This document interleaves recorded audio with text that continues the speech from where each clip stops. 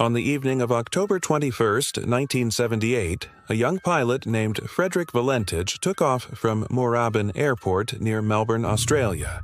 He was just 20 years old, confident, and passionate about flying.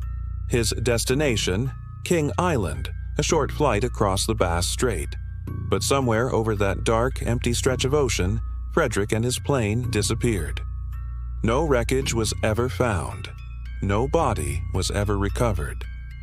And the final words recorded from his radio still haunt investigators to this day. It is not an aircraft. Frederick Valentich wasn't a reckless pilot. He had logged over 150 hours of flight experience and was considered careful, even meticulous. Friends described him as quiet, disciplined, and deeply fascinated by UFOs.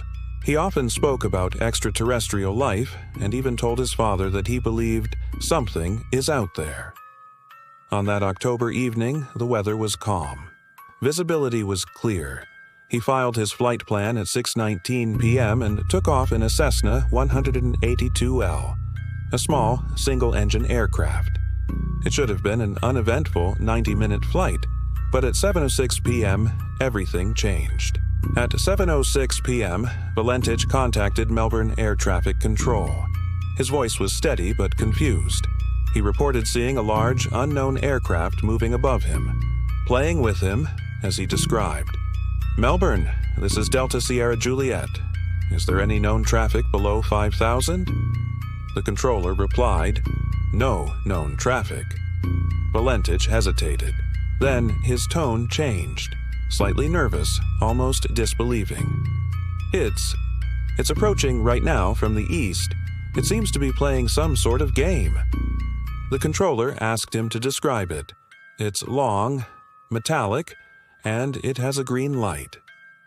For the next 6 minutes, the controller kept the line open as Valentich described the strange object.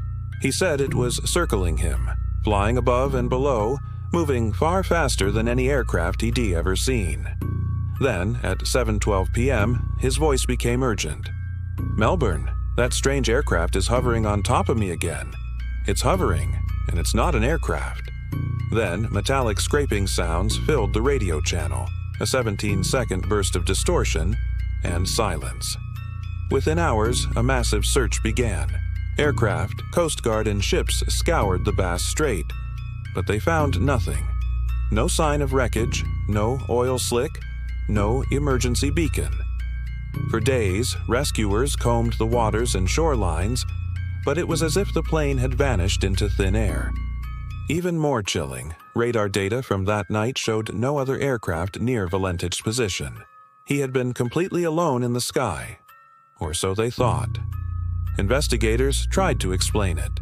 Some said Valentich became disoriented, flying upside down, seeing his own plane lights reflected on the ocean.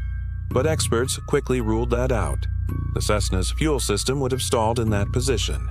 Others believed he staged his own disappearance, a planned vanishing. But he left behind no evidence, no motive, no money trail. Then came the UFO theory. Multiple witnesses across southern Australia reported strange green lights in the sky that same night. Farmers, truck drivers, even an amateur astronomer. One fisherman claimed he saw a bright green object descending slowly into the sea.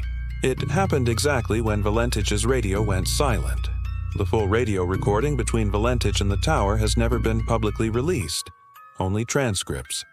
The Australian government classified it, citing national security concerns. But those who have heard the real tape describe a chilling final moment, a strange metallic echo, like spinning blades or mechanical pulses just before silence. No distress call, no impact, just nothing.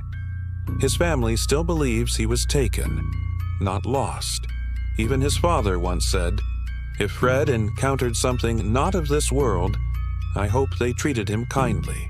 It's been over 40 years, and the Valentich case remains unsolved. No wreckage has ever been found, no remains, just a 6-minute conversation, and a final sentence that echoes through history. It is not an aircraft. Maybe he was wrong, or maybe he was the first to see what's really been watching us all along.